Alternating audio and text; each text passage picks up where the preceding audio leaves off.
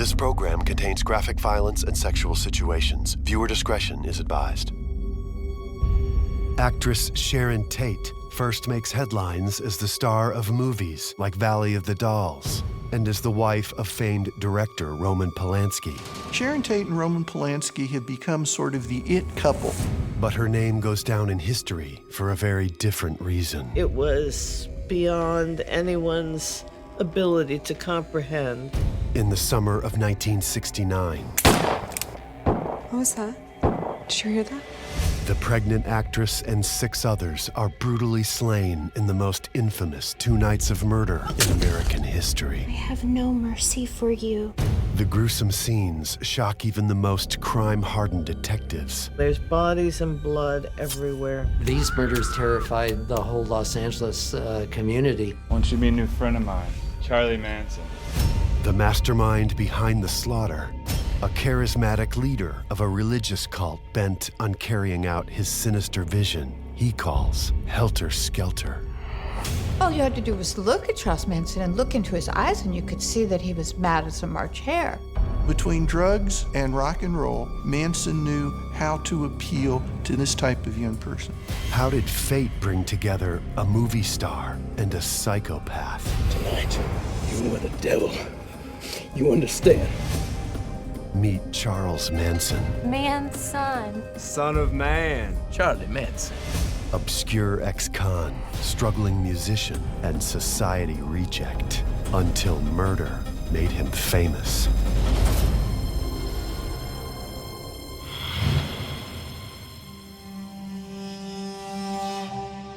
It's the crime that brought a cruel and sudden end to the decade of peace and love. The bloody Helter Skelter murders committed by Charles Manson and his so-called family left a trail of bodies strewn across the Los Angeles area in August of 1969. Press coverage was unprecedented. Notable celebrities went into hiding. And the investigation involved everyone from the Beach Boys to the son of beloved screen actress Doris Day. Since the killings, a virtually endless series of books, movies, documentaries, miniseries, and specials have appeared regularly, each one attempting to make sense of the inexplicable. For the story of the Manson murders is something we still have difficulty comprehending. To understand it, we must reveal the perfect storm of events that will forever bind Sharon Tate with Charles Manson. It is early 1960 when Dallas native and former beauty queen Sharon Tate moves to Hollywood and quickly lands roles in the television series Mr. Ed and the Beverly Hillbillies. Sharon Tate was an exquisitely gorgeous woman who also was as sweet as she was beautiful. Sharon Tate was the type of woman who turned heads everywhere she went. She was gorgeous, and she was a good actress. Put that all together, and the sky was the limit with what was going to happen with her Hollywood career. Sharon Tate's first big screen role is in a movie called Eye of the Devil. While on set, Sharon meets young Polish director Roman Polanski. She's cast in his next film, The Fearless Vampire Killers. Sharon Tate and Roman Polanski have become sort of the it couple in show business. Think of them as Brangelina in today's terms. After a whirlwind romance, they are married in a star-studded ceremony where the photographers outnumber the guests. Meanwhile, the rest of the country is experiencing its own summer of love. You have a real countercultural movement that is really, really happening. And you're looking at a great explosion of change, which sets the stage for 33-year-old ex-con Charles Manson to assemble his ever-growing family of wayward kids. It was a time when kids were wandering without purpose. Unfortunately, they found him. Manson had the ability to intuitively understand where a person had a weakness or a need and speak to that. Drawn to his songwriting and pseudo-Christian philosophy, they believe he represents the second coming of Christ and devote themselves completely to him, even following him to Los Angeles in search of a music career. I think a lot of people don't know that Charles Manson was motivated by fame. He wanted to be a songwriter. He wanted to be a famous musician. All he wanted was for his name to be on everybody's lips. Manson gets his opportunity when a random encounter in the spring of 1968 connects his family with the pop supergroup, the Beach Boys. Charles Manson literally arrives in Los Angeles and sends the women in the family out hunting. Drummer Dennis Wilson picks up 2 hitchhikers. As fate would have it, the 2 girls, Ella Jo Bailey and Patricia Krenwinkel, are Manson devotees.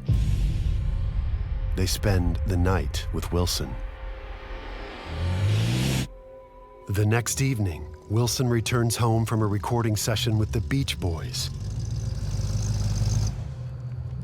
and hears music coming from his house. When he gets home, Manson and the family have moved in. A confused and frightened Wilson meets his new house guests. What are you doing? This is my house. Relax, friend. Don't hurt me, man. Hurt you? Why would I hurt you? I love you, man. You Dennis Wilson.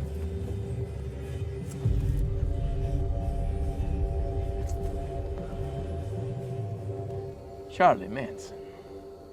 Somehow, Charles Manson was able to smoothly talk his way into living there with him. There's dope, there's the Beatles playing on the stereo, and there's all these nice girls who'll do whatever Dennis wants. Wilson quickly takes a liking to Charlie. Now he has a Beach Boy willing to introduce him around to people who could get a music career going. One of the people who Charles Manson meets is Terry Melcher. Terry! Melcher was a boy wonder in the rock music business, and there's no bigger producer in America than Terry Melcher. Won't you be a new friend of mine? Charlie Manson. Charlie, this is Terry Melcher. Terry is A record producer. Son of Doris Day. That's right. I'm pleased to meet you. Charlie's a songwriter. Some trippy ideas in his head, man. Really? Terry Melcher, let me introduce you to a couple of my girls. Charlie uses sex with his girls as a means to influence Wilson and Melcher in his bid to score a record contract.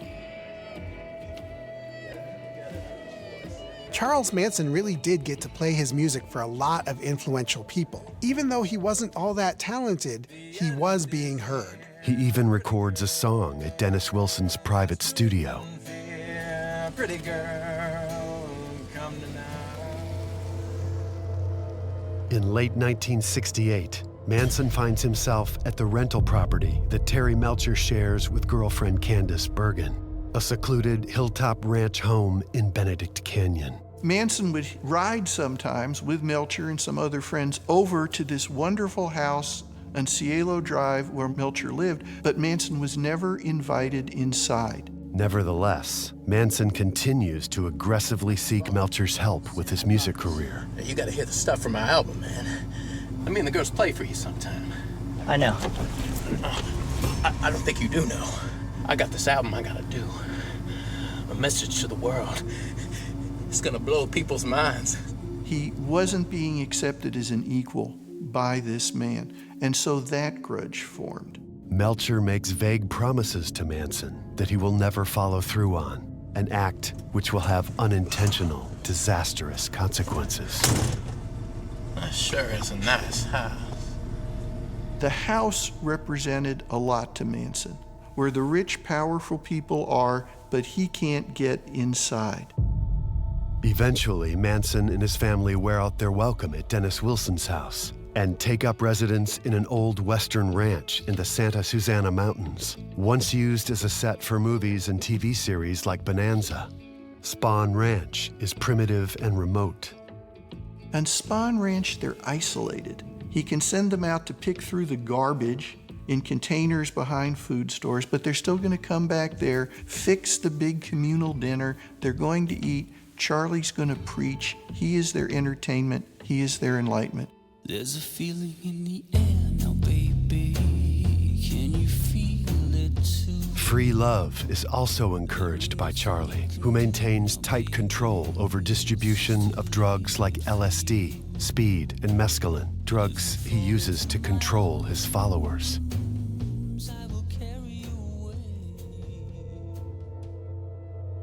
Terry Melcher answers Manson's request to visit the ranch, but he is more interested in Charlie's girls than his music. Meanwhile, Dennis Wilson convinces the Beach Boys to record Manson's song, Cease to Exist. To Manson's displeasure, however, they change the lyrics and the title and attribute the songwriting to Dennis Wilson. Hey, Charlie. It's pretty cool the Beach Boys recorded your song, huh? People kept turning Charlie down, and Charlie blamed Dennis Wilson for that. If you were my real friend, you could make it happen. He was mad at society for not realizing that Charlie Manson was the greatest singer ever. What had been a friendship grew into something else, to the point where Dennis Wilson decided Charlie Manson was actually scary. Who are you? I'm looking for Dennis. He's not here. Manson pays a visit to Dennis Wilson's residence and encounters his housekeeper. Well, that's a shame. If you betrayed Charles Manson, you became his enemy. Can you give him something for me? What? Now you tell Dennis. That's from Charlie. While Charles Manson's chance at fame seems to be slipping away, things couldn't be better for Sharon Tate and Roman Polanski. Roman Polanski and Sharon Tate's stars were both rising fast. He had directed Rosemary's Baby, and that was a hit. And she had just starred in Valley of the Dolls, and that was a hit. Together, they were Hollywood's hottest couple. Sharon tells Roman she is pregnant with their first child. While Roman would prefer to postpone a family, he quickly warms to the idea.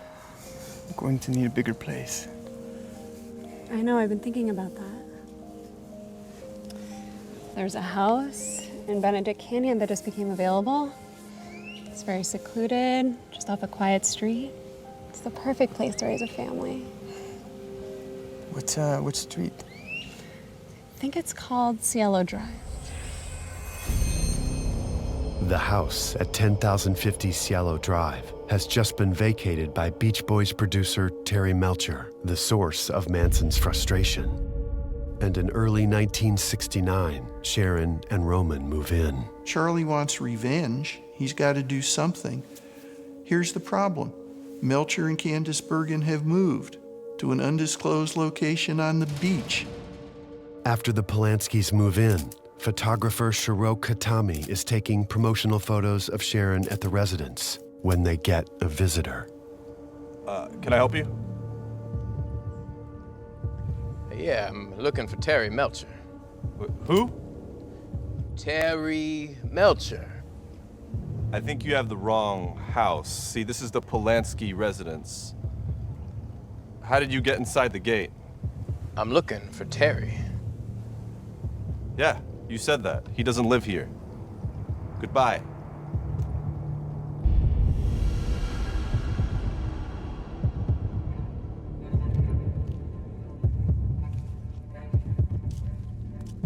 The house on Cielo Drive, if you did not know it was there, you could never find it. And that's why people assumed that Manson had been there and had seen Sharon there.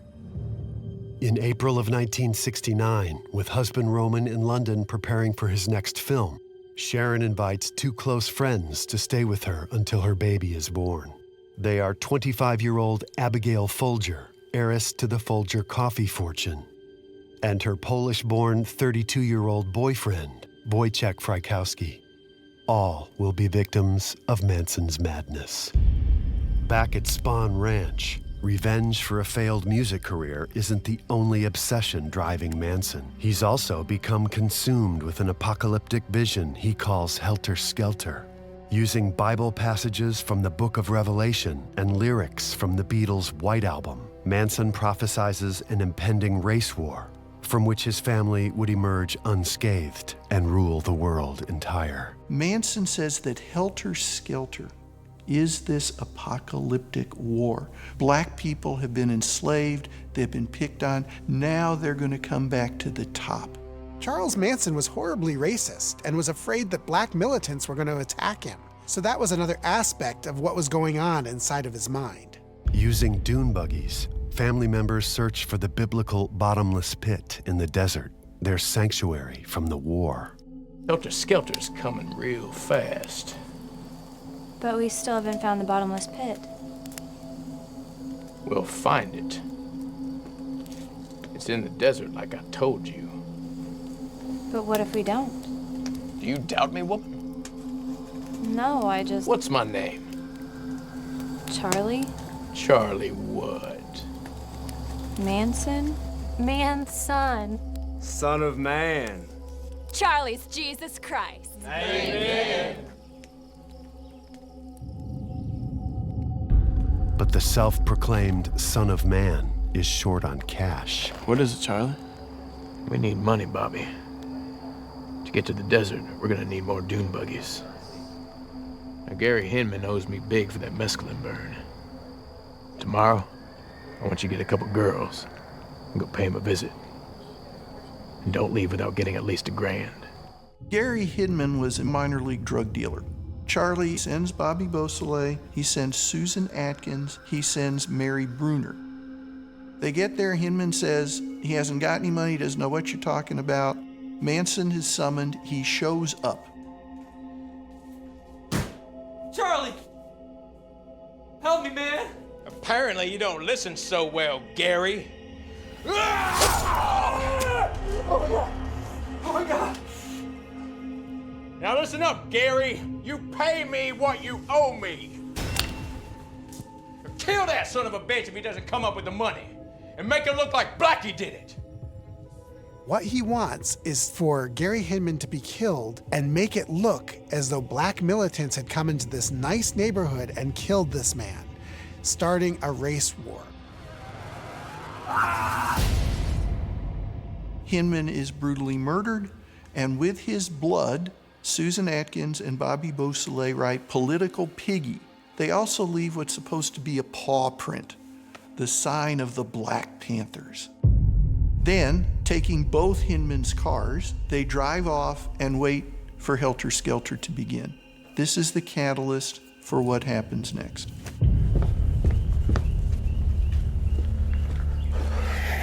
Charlie, Bobby got arrested. For what? For murder, man. He was driving around in Gary's car.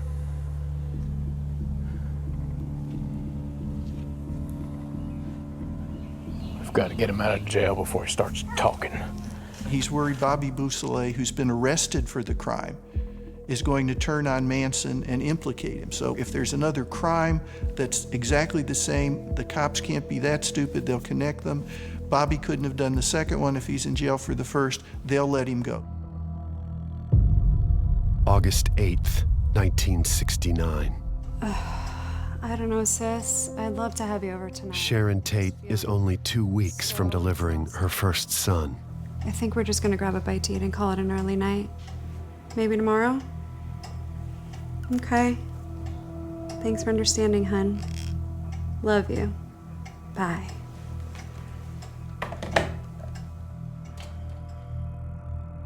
"30 miles away at Spahn Ranch, Charles Manson's world is collapsing. One of his followers is in jail for murder and may implicate him. His friends in the music business have betrayed him. He is broke, and his apocalyptic vision of Helter Skelter has not come to pass. In his twisted mind, Manson conjures up an idea that could put an end to all of his problems. Tex. Hey, Charlie. Now's the time for Helter Skelter. It is? Yeah. Charles Watson is a small-town Texas boy who was a great athlete in high school, in Texas' drug-addled mind. What he wants more than anything else is to sort of be Charlie's right-hand man and is willing to do anything to impress Charlie. And unfortunately, in August 1969, that comes in handy. Now listen up. I want you to get Sadie, Katie, and Linda. Get some knives, a revolver, some rope, and some dark clothes. I want you guys to go out to where Terry Melcher used to live. Benedict Canyon? And they got some movie stars living out there now. I want you to round up all their money. Kill every last one of them, just as gruesome as you can. You make it look like Blackie did it. Hang them upside down, like little piggies. Slit their throat. Yeah. Okay. Tonight, you are the devil. You understand? Yeah. You can't promise Helter Skelter and not have it happen. At the El Coyote Cafe on Beverly Boulevard, Sharon Tate, Abigail Folger, Wojciech Frykowski, and Sharon's ex-boyfriend Jay Sebring all have dinner together. Jay Sebring had briefly been engaged to Sharon Tate. He was known as the hairdresser to the stars. When she left him for Roman Polanski, they remained friends. You're a terrible influence. That's why she got rid of you the first time, Jay. Listen, I just want to thank you guys for being with me these past few weeks. It's been really tough with Roman and Lyndon. I just feel so blessed to be around friends. To friends. To friends. It will be their last meal.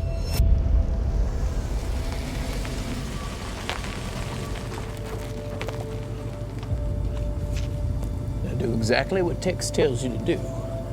And remember to leave a sign. You girls know what to write. Something witchy.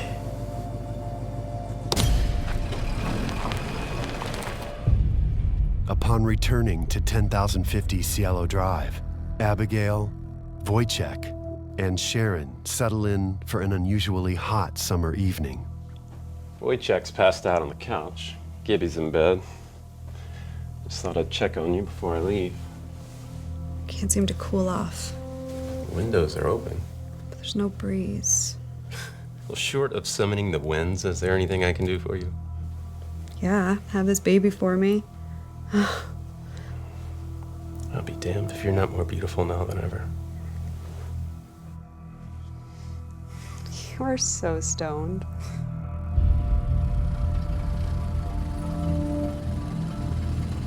At around midnight, a car pulls up to the gate. Inside are Tex Watson, Susan Atkins, Patricia Krenwinkel, and a reluctant Linda Kasabian. They have come to do Charlie's bidding. Come on. Let's go. In the adjacent guest house, 19-year-old groundskeeper William Garrettson says goodbye to a visiting friend, 18-year-old Stephen Parent. Due to his blaring stereo in the guest house, Garrettson will hear nothing of the coming carnage, even though it happens a mere 100 feet away.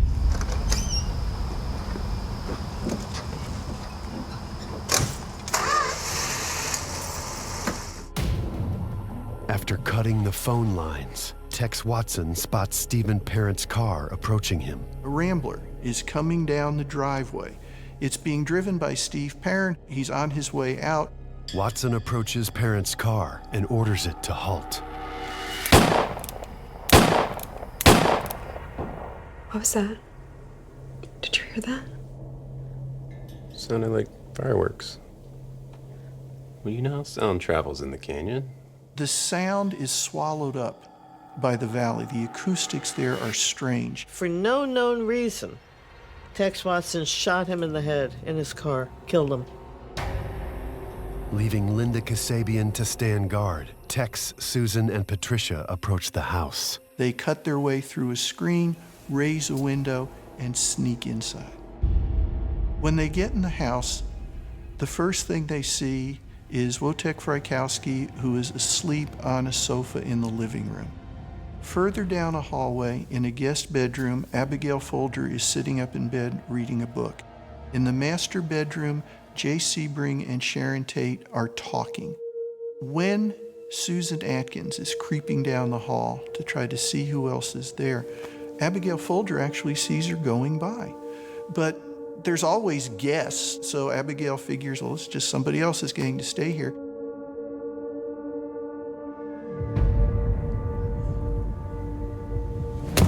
Wake up. What time is it? Who are you? What do you want? I'm the devil, and I'm here to do the devil's business.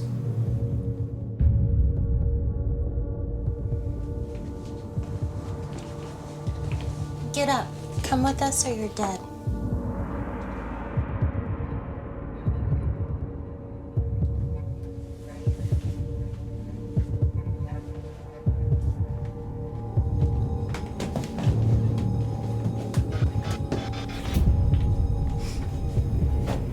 Get up. Go to the living room and don't ask any questions. They made them go into the living room where they began the executions, is all you can say. What are you doing here? Another word out of you and you're dead. It means it. They corral everyone into the living room. In these dark moments, Jay Sebring is still thinking about Sharon Tate and her unborn child.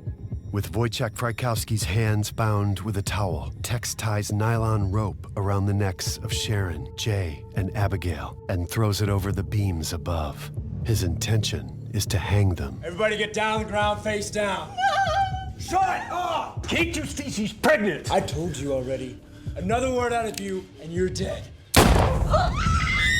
He's standing up for her and trying to make her more comfortable. He really does end up being a hero in this situation. This, of course, gets the women screaming. Frykowski's on the couch. They think Sebring's dead. I want all the money you have here. I have some in my purse in the bedroom. How much? Abigail tells Tex that she has $70 in cash. When this doesn't satisfy him, Sharon says she can get him whatever he wants if he gives her time. Meanwhile, Jay Sebring shows signs of life.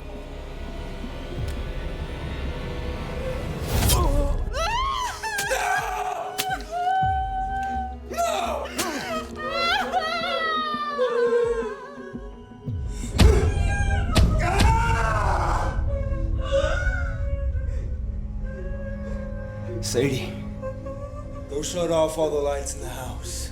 What are you gonna do with us? You're all gonna die. Kill him! Frykowski gets his hand free. He and Susan are struggling. It's horrible. She's stabbing. He gets a chance to run through the door.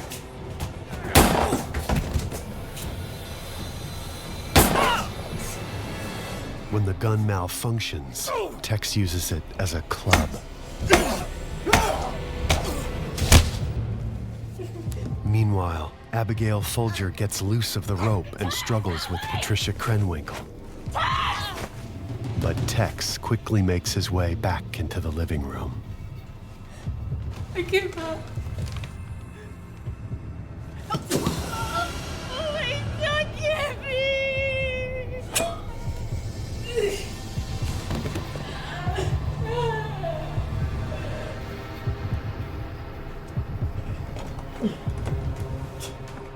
A mortally wounded Wojciech Frykowski manages to crawl out the front door.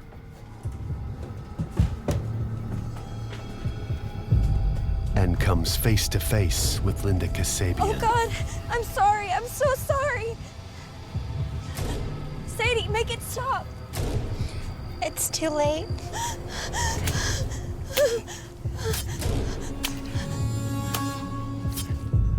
Abigail, also critically wounded, gets to her feet and stumbles toward Sharon's bedroom and the pool exit. She is pursued by Patricia Krenwinkel. Krenwinkel tackles Folger, starts stabbing her. She remembers to this day how it hurt her hand when the knife, instead of just penetrating flesh, hit bone. As Patricia stabs Folger, Watson continues his savage attack on Frykowski, who suffers stab wounds, blunt force trauma to the head, and 2 gunshot wounds. When Watson reaches Folger, she speaks her last haunting words to him. Don't stab me anymore. I'm already dead. The wounds of Folger are so horrible that she's wearing a white nightgown. When the police find the bodies a few hours later, they think it's a red nightgown. Inside the house, Susan Atkins has moved Sharon Tate to the sofa. Die.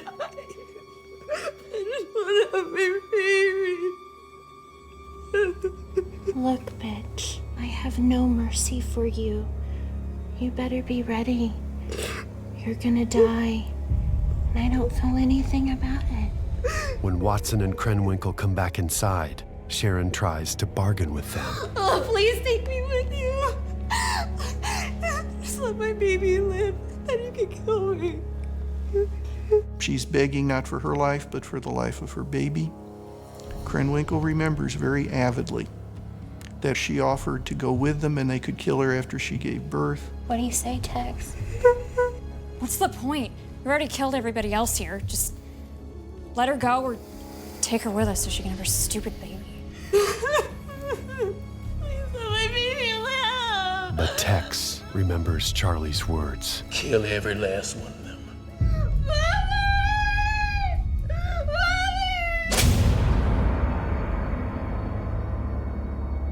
Then she dies crying for her mother. Before leaving, Susan Atkins writes the word pig on the front door in Sharon Tate's blood. They get back in the car, they drive away. Los Angeles, August 9th, 1969. Housekeeper Winifred Chapman discovers the bodies of Sharon Tate, Jay Sebring, Abigail Folger, Wojciech Frykowski, and Stephen Parent. She came running from the house screaming, "There's bodies and blood everywhere." And police were horrified. They said they had never seen anything like this. And they probably had not, nor would they ever again. The story of the ghastly ritual murders is all over television and news. In London, Roman Polanski gets an overseas call informing him that his wife and friends have been slaughtered. Roman Polanski probably thought that he would be getting a call soon, but the call would have been that the baby had been born. He certainly wasn't expecting to find out that his wife, his unborn child, and then some friends had been slaughtered. At Spahn Ranch, Charles Manson and his followers watch news reports of the massacre. Only then do they learn the names of their victims. Dead are 26-year-old actress Sharon Tate, Jay Sebring, hairstylist of the Summers, Abigail Folger of the Folger Coffee family. It was then that it sunk in to the rest of the family exactly who they had killed and what a big deal this was. Manson is watching, anxiously awaiting the link to be made, and it never is. There was no immediate connection made between them and the Hinman murders. He wanted there to be some sort of race war starting, and none of that was happening on the news. Manson still hasn't accomplished what he wanted, so by God, this next night, he's going to take them out and show them how to do it right. The evening of August 9th, Charlie himself takes the wheel as his group of killers hunts a new target. Joining them tonight is 19-year-old Leslie Van Houten, a former homecoming queen. So the family's driving around and they get into this neighborhood that Charles Manson knew somebody who lived in one of the houses. So he goes to the house next door, and that's where the LaBiancas lived. The house at 3301 Waverly Drive had once been owned by Walt Disney, now home to grocer Lino LaBianca and his wife, Rosemary. The LaBiancas, unfortunately, were home. And once again, the whole plan was to make this look as horrific as possible. We are one and one are we, hand in hand we go.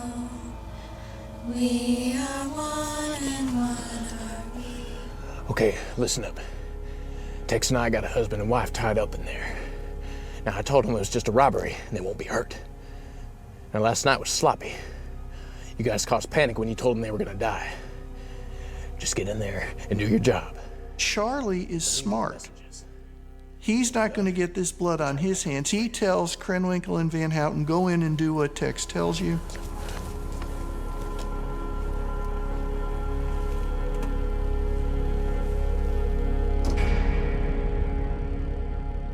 Rosemary LaBianca is stabbed 41 times. Lino suffers 12 bayonet wounds. A carving fork protrudes from his abdomen, and the word war has been carved into his flesh. On the walls, in blood, are the words death to pigs and rise. On the refrigerator, yet another message. In their blood, an interesting word, Helter Skelter, with the word Helter misspelled. Charlie's not taking chances this time. Surely the police will connect the two. Their bodies will be discovered by their children. The next morning, more horrific headlines appear. After the second night's murders, suddenly everybody in the higher end neighborhoods of Los Angeles are freaking. They're not getting Black Panthers, but they are getting the idea that there are people going around killing rich people. These 2 nights of murder really sent shockwaves throughout LA because there was nothing to really connect Sharon Tate with the LaBiancas, so anybody was at risk. These murders didn't just terrify Hollywood, they terrified the whole Los Angeles community. Gun sales went way up. They didn't know who the killers were, and these killers were loose, and who was gonna be next? Scores of celebrities, including Frank Sinatra and Mia Farrow, go into hiding. Meanwhile, a grieving Roman Polanski returns from London as police are unable to determine a motive or suspect. Roman Polanski's life was a nightmare in so many ways that it is hard to comprehend. He was out of the country when it happened and found that the European press particularly was accusing him of being the killer. And that was the most painful thing he had to go through, was to come back and say, I had nothing to do with this. This is the tragedy of my life. As it turns out, Sharon Tate was carrying a boy, Paul Richard Polanski. He was buried in his mother's arms and laid to rest after a funeral where the entire Hollywood elite came to pay their respects to this young actress who had her entire life ahead of her, and to Roman Polanski, who had lost everything. Desperate to find those responsible for the murder of his wife and unborn son, Roman Polanski allows Life magazine to photograph him at the entrance of his home. His wife's blood was still on the door, spelling out the word pig. He was desperate for answers. He wanted people to see that, and anybody who had any information could come forward. With yet another murder committed by Manson and his family, this one of ranch hand Donald Shea for suspected snitching. Charlie moves the group to remote Barker Ranch in Death Valley, but their luck runs out when Susan Sadie Atkins is arrested in connection with the Gary Hinman murder, for which Bobby Beausoleil is still incarcerated. In jail, she brags to a cellmate about the Tate murders. She wants to impress a couple of her cellmates. She tells them too much. Cellmates turn stooly. The cellmates report this information to authorities, and soon the world learns the identities of the killers. 4 months to the day after the Tate murders, Manson and several family members are indicted on first-degree murder charges. The trial of the Tate LaBianca murders lasts just under 7 months and is a national spectacle during which Manson exhibits bizarre and violent behavior. Every day, all the media covering that trial could count on something that the defendants were going to do that you could build a front page around the next day. And every bit of that was masterminded by Charlie Manson. America was looking at the face of evil, and it made matters even more crazy that there were these women, these young women that would just do anything that he said. Manson came in one day with an X carved on his forehead that he had probably done with a razor blade. And then the next day, the 3 women had X's carved on their forehead. And all around outside the court, the young women of the family are sitting on the curbs talking to passersby about how Charlie is wonderful. They all cut the X. It was bizarre. Everything worked to Manson's advantage. More than anything else in his life, he wanted to be famous. And by God, for a while, he was perhaps the most famous human being on the planet. Manson was put on the cover of Life magazine, and his photograph, he just looked crazy. The prosecution, led by Vincent Bugliosi and Stephen Kay, successfully convinces the jury that the crime was committed in order to ignite the race war Manson calls Helter Skelter. I never really bought the Helter Skelter motive. I don't think it was the reason that all this was done. If there was a motive, maybe it was simply that Manson wanted to be a singer and he had lost his opportunity. He had met Dennis Wilson, Terry Melcher, and nobody had thought that he was a great talent. That may have been the only logical motive. Others believe the slayings were copycat crimes designed to free Bobby Beausoleil from jail. Still others believe it may have been as simple as robbery. But which is true? Perhaps it was a convergence of each of these motives, a tragic and deadly cocktail for slaughter. In early 1971, Manson, along with Susan Atkins, Patricia Krenwinkel, Leslie Van Houten, and later in a separate trial, Tex Watson, are all convicted and sentenced to death in the gas chamber. They see what you're doing to your world. LA will burn to the ground. Los Angeles will burn to the ground. California overturned the death penalty in 1972, so all of their sentences had been commuted to life in prison. Unfortunately, that sentenced them to endless parole hearings forever, and I have been to a great many of them. The legend of Manson and his followers is cemented in pop culture with a never-ending stream of movies, books, and documentaries. Charlie Manson, we remember through this generation it's going to go on. The reason we do, he played us then, he's still playing us now. Ever present is Deborah Tate, Sharon's younger sister, who, like her late mother Doris Tate, has devoted her life to victims' rights causes and to ensuring her sister's killers remain in jail. Though all of the killers eventually renounce Manson, a handful of his followers remain loyal to him to this day, including Lynette Squeaky Frum, who tried to assassinate President Ford in 1975. His only gift was in the people he chose to follow him. They were so young and so impressionable, they would believe anything. Tex Watson is now an ordained minister who, like Susan Atkins before her death in prison from cancer, claims to be a born-again Christian. But Leslie Van Houten, shockingly, has been deemed eligible for parole. She was a young girl when she went in, and she's now an old lady. And she would like to get out for whatever life she has left. Charles Manson remains imprisoned at Corcoran State Prison in California. His next parole hearing is in the year 2027. He will be 93. Fellow prisoners have told me that sometimes they'll go up to him and they'll say, "Charlie, what really happened those nights in LA?" And Charlie will say every time, "I don't know." And then he winks. The house at 10,050 Cielo Drive has been torn down and replaced with a new estate. Ironically, at a party hosted by the new owner, the evening's entertainment was the Beach Boys. Roman Polanski moves to Europe after Sharon's death and goes on to win multiple awards for his Holocaust film, The Pianist. The real heartbreak of this story was what happens when you're getting everything that you want out of life? What happens when all your dreams are coming true and then these crazy people come and take it from you? And that happened to Sharon Tate, and she never saw it coming. Sharon Tate was a beautiful woman. She would have been a wonderful mother, and I think she would have become a well-known actress, known more for her acting skills than for the fact that she was killed by the Manson family. It's hard to imagine what happens to anybody in a future that doesn't exist.